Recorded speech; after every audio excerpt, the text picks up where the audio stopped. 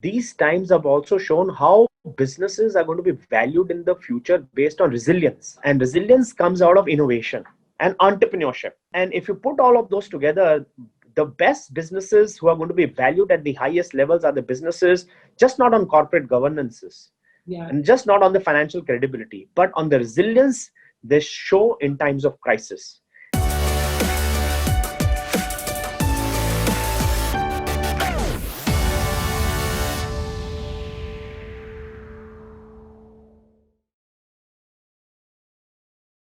Very excited to be talking to you, and you have been with Amway for the last 22 years. One has to begin with this. What has it meant to be with Amway since its beginning in India, since last 22 years? Thank you for asking that question. And it's been a great journey, a journey of obviously growing along with the organization, growing along with the consumer brand.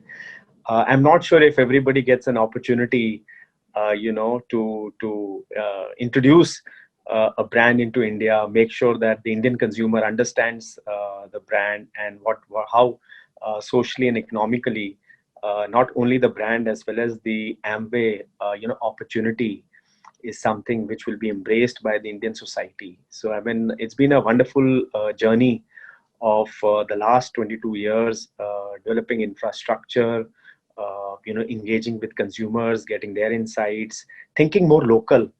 I think that's been a key journey, and making sure our global competencies are relevant for India. And then we look at what needs to be done in India differently to make sure that we are evolving as an organization. Making sure also that the direct selling industry, which is so new, Yeah. as far as India is concerned, is understood, appreciated, recognized, and considered credible. A great journey over a period of time, and lots of personal learnings for me. What has been your learning operating in India and with direct selling? Uh, have you seen it evolve, the understanding, and what are some of the on ground learning doing this? I think the first is how, in an emerging economy in India, you differentiate a legitimate, credible, direct selling players with pyramid and Ponzi schemes. And therefore, making sure that all the key stakeholders, whether it be at the central level, whether it be the state level, whether it be the enforcement level, all develop a high sense of understanding of the key nuances in the business. So, that was the first thing which was prioritized. And thanks to the government of India, today we have been announced the guidelines for direct selling by the Ministry of Consumer Affairs. So we finally got a home. But obviously, it's a long road ahead. There are so many progressive steps being taken by the government towards ease of doing business, and especially when retail is more to be done at the state level. It requires a very close understanding of how the players can benefit, and more importantly, I think the focus is on the interest of the consumers, and how players like us, along with direct sellers who are our distributors, provide value finally to the consumer. And I think India needs economic activity now more than ever before, and obviously we all know it needs at all levels. So I'm very proud that over these 22 years, we have built a team of health and wellness and beauty consultants who we call our distributors, who provide these wellness solutions.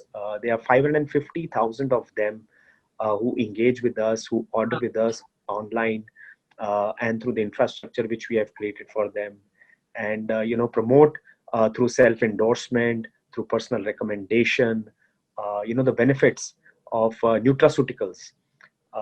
And 60% of them are women. And in a way, it's about not only about micro entrepreneurship. The larger purpose is also women empowerment. So highly engaging process, a highly empowering process, and I'm really proud to be part of this entire industry, living the same in India. Do you see a change in your business, the way you operate? Because now it is tough to operate, just purely offline. So do you see some changes happening? Oh, absolutely. And I think the disruption provides a huge opportunity. I mean, for all businesses, and the biggest opportunity I see is to make the online the new offline. Hmm. And whether it be in terms of the shopping experience, whether it be training solutions, whether it be how we engage and provide experiences and enhance the value, what our distributors bring to the consumers. I mean, it's been a huge digital transformation, and you will not believe. I mean, we operate through close to about 150 stores in the country, and with the lockdown, everything almost came to zero. But within 15 days, we were able to move most of our business online. Wow. It's been a slow and steady uptake.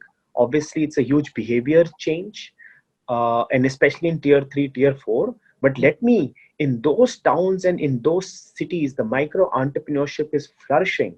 And people now, from a behavior standpoint, have accelerated the adoption towards digital even more. Again, recommending products, absolutely moving from home parties, to social platforms. And this has been a sea change. So, all our micro entrepreneurs we train now to move. I think direct selling is getting redefined into social commerce opportunity, where you are building not only your personal brand, you are endorsing a brand, and DIY is the new thing. I mean, everybody wants to do it themselves, and this is just a nice way for people to engage with their consumers even more. So I think digital transformation has been a huge opportunity for us, and I do hope and I do believe that's going to stay, because we are in direct selling moving towards social commerce in a big way. Very interesting thing you mentioned that you're seeing from tier 3, tier 4 towns adoption. I would love you to, for you to share with us, because this, we keep on hearing about this, but you have the stories, you have the examples. Yeah, Yeah. I mean, I'll also give you some numbers about how a gig economy in India is really coming in, and it's here to stay. And I mean, globally, you obviously know that 40% of the American workforce, they say, in the next 5 years is going to engage with the gig economy. Yeah. And India, we thought, when this will happen, but already there are 15 million people who are engaging in highly skilled, as highly skilled white collar gig economy workers. But less is known that there are 4.5 million gig economy workers in the low skilled a space, the blue collar space as well. And 50% of them are women home entrepreneurs. Wow. And they are growing at 50% CAGR for the last 5 years. It's a trend which I see happening all across the smaller cities and towns, where women want to build a supplement income for Yeah. themselves and want to create that difference. And this is a no cost business. And this is a business in which you can work with your circle of family and friends, and you can endorse products. And with being going digital, I mean, you can make that through your normal connection. So it becomes a little more easy. And I've seen this change happening, like I said, in tier 3, tier 4, because of this gig economy, which is really working very well for all of us. There was this announcement, right? Like that you've earmarked an investment of rupees 1,000 crores for India, which includes an investment of 600 crores to set up a manufacturing facility in Tamil Nadu. Uh, just tell us about this. No, this is a huge investment in the country. So, Amway in the last 22 years has invested close to about 1,000 crores. Way back in 2012, we wanted to make our supply chain very self-sufficient, the Atmanirbharta. 98% of actually what we sell in India, we manufacture in India. And Wow. therefore, we entered into a MOU with the government of Tamil Nadu, and 600 crores we have invested in the last 6 years in our state-of-the-art manufacturing plant, and we manufacture all our vitamins, minerals, dietary supplements, the state-of-the-art, world-class, cosmetics line with the brand Artistry. I mean, all that is in-house manufactured in India. And now it's been a couple of years we have been running the plant very successfully. Beyond that, we envision at least 100 to 150 crores, even these times, where people are thinking, uncertainty. Maybe some companies have, mitigated their investments, but I think we are going full on, because we believe the India market is a huge opportunity which is going to drive the global growth. And the best thing in the crisis is to make sure that we create new opportunities for innovation. Yeah. So we are putting in a lot of money towards innovations, and ITC is a great example, where we are investing through a collaboration, where our back-end science and innovation team is working with them to develop new formats, to bring supplements on your breakfast table. So all those money is getting pumped into innovation. It's getting pumped into creating a new digital infrastructure. It's getting pumped in to make sure that a manufacturing which is world class is also highly automated. So I mean, those are the investments on consumer experiences, which we are now getting into even more bullish than ever before. Amway operates across the world. Do you see any kind of a difference in the consumption, in things that work in Indian market, like particularly in Indian market with Indian consumers? So I think I'll mention a couple of things. One, since you mentioned the nutraceutical industry as such, the key trend which I see there, which is not only in India but also globally, and people ask me what's in. I say immunity and nutrition. I mean, Yeah. those two things are in. I mean, who wants to be called a patient? You don't want to go to the hospital anymore. And gone are the days where we all felt, it's comfortable to go to a hospital to approach a doctor. Today, you are in self isolation. So, self care, to my mind, right now is the new way to care. Preventive is better than prevention. I mean, those are the old adages which are coming back forth. But the key thing, to your point, from an Indian consumer perspective, is today even my kids are talking about Ayurveda. I mean, they are going back to the roots of what was created thousands and thousands of years ago, and we are going back to being familiar with what was around us in different elements. But I think that is again doing a resurgence. I would say from a consumer taste, from a consumer preference, because it comes very naturally to us, recommended by moms, right? So I think affordable healthcare along with Ayurveda, I think those are the two big foundations which the Indian consumer has now laid for itself, which to my mind redefines the landscape of the nutraceutical industry. We already have a range of Ayurveda products. And like I said, we are creating a new science and innovation team along with an R&D center, which will help us accelerate our journey towards being the best in class when it comes to affordable healthcare and Ayurveda. What is that one product you have been using from Amway for the last as many years? I mean, I have many favorites, honestly. And you go to my kitchen, you will have my kitchen being called the protein kitchen. I think protein is very very important. You come to my bedroom, you will see my omega, you will see my daily, which keeps me activated, all day long. You go to my bathroom, you will see Amway cleaners, the way today we are cleaning our clothes, right? So you'll see me, using my toothpaste. So I am a fan of all the great Amway products because I believe in, the quality of our products.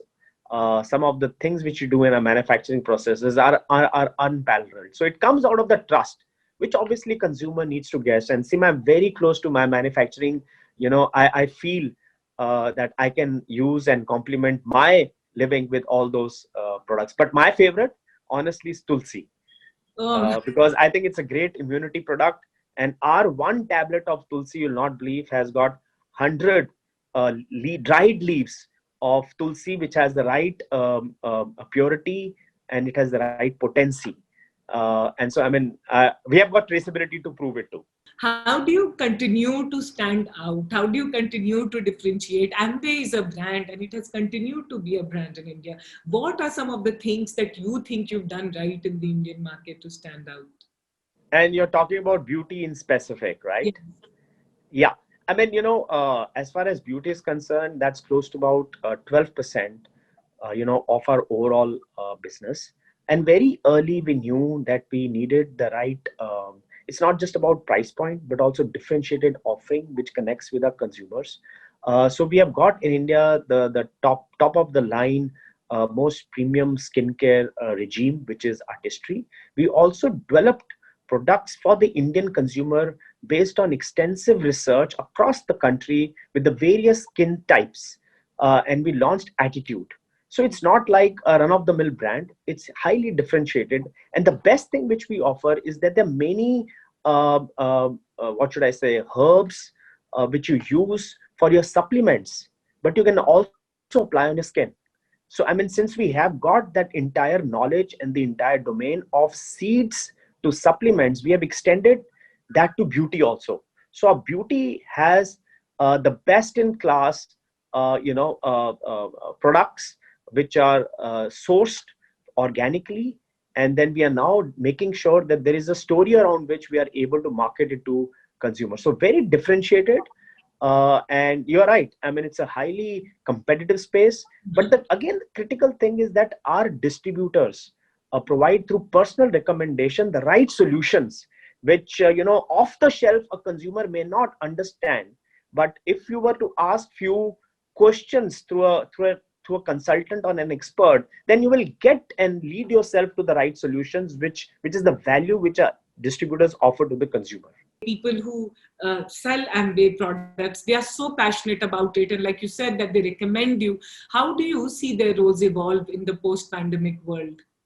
I think you're right, and I was reading. I think at HBR, once the salesperson becomes digital, is it the end of the cliche salesperson? But I think it has to be a combination of an omni-channel strategy. Yeah. And to my mind, I mean, you have to be high touch and you have to be high tech. I think you need both, right? And enabling people with the right digital solutions, I mean, that's the best thing you can achieve in any organization. And therefore, our goal is that we digitize the experience which our distributors provide to our consumers, which are much more data based, much more analytical based, and much more based on the fact that, it is customized, it is personalized. So I think those are the trends which we are honestly chasing, because I think you're so very right. I mean, if people were to be replaceable, I don't think there is any industry which can say that. And I think people are our biggest strength, especially in any industry, because people create brands. Finally, brands, don't create people, and we are in a people business, and therefore we understand people maybe even more.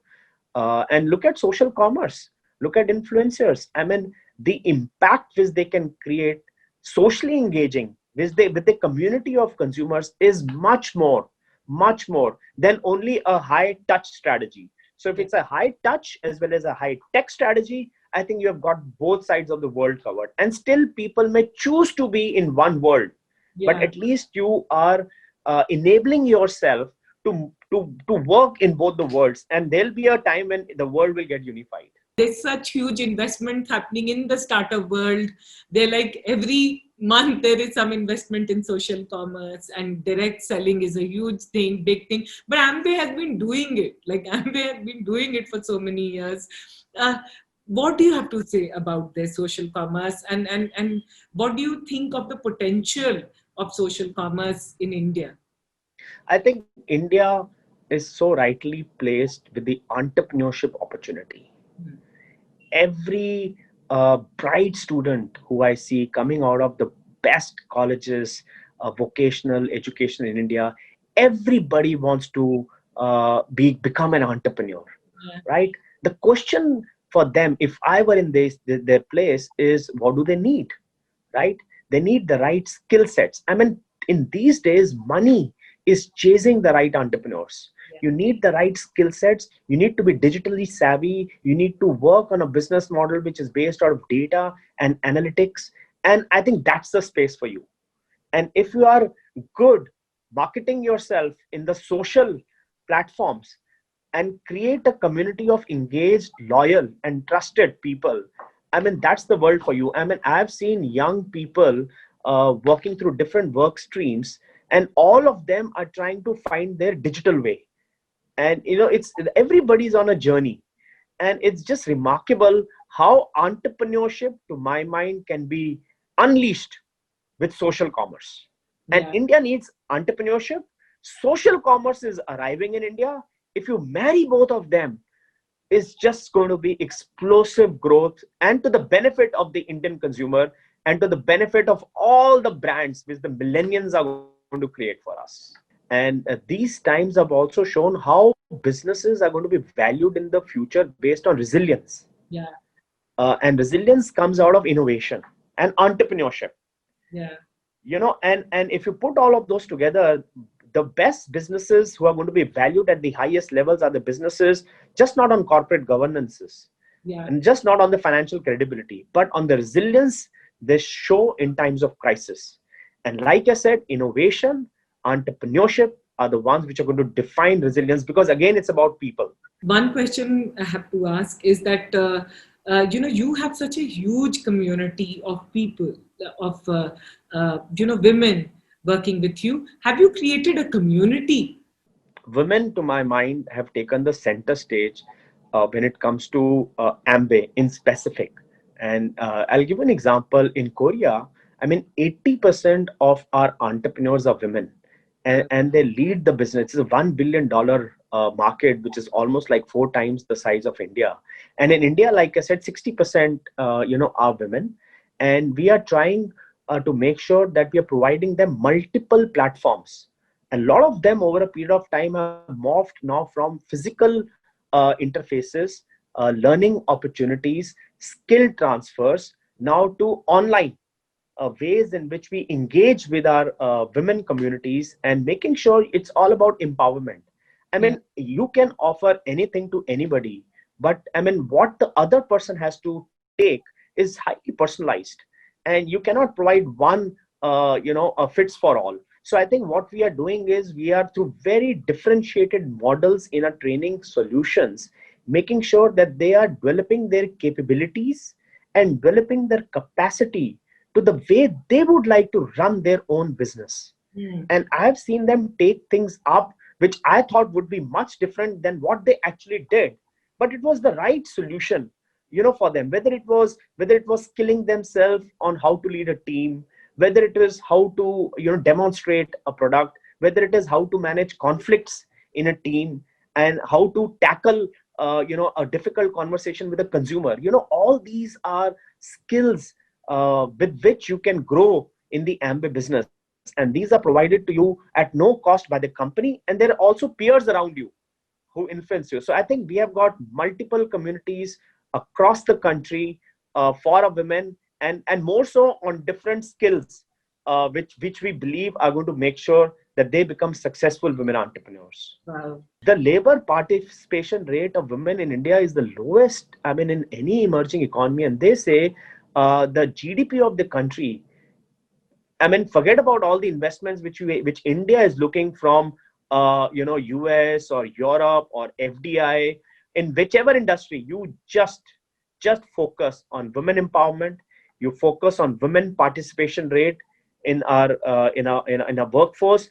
I mean, the seas will change in India, and you will become as progressive as a society, not only as an industry superpower, but as a society, which I think is much more fundamental, uh, uh, because women are the gatekeeper for the home. So I sincerely believe that any effort by any organization towards women empowerment is actually serving the needs of the society more than anything which we could do as corporate leaders or as a citizens of the country. What has money meant to you personally in your life? I think if you think money as a means and not as an ends, I think it's best way to put money in its right place. I think for me, people come first, people at the center, and people always. And only if we can serve, ourselves first through our health, both physical and mental, our friends and family, and then society at large. I think money is just what should I say, equivalent of some where I mean human emotions, when they cannot place and you have to trade in products and services. And then that's the role which money should play. Beyond that, to my mind, money is just a means to a wonderful society which we should create around us, the principles of which should be family, freedom, hope, and reward.